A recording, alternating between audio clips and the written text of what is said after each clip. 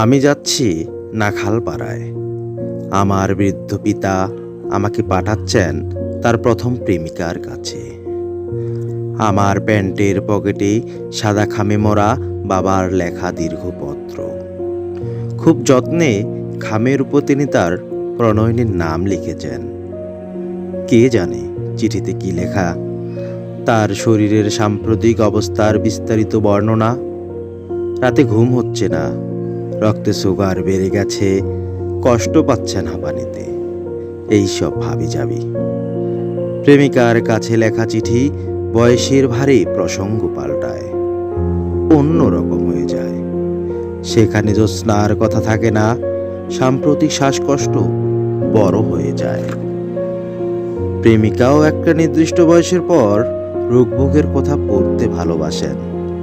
চিঠি পড়তে পড়তে দরদে গলিত হন। আহা বেচারা, ইদানিং বড় কষ্ট পাচ্ছেন তো।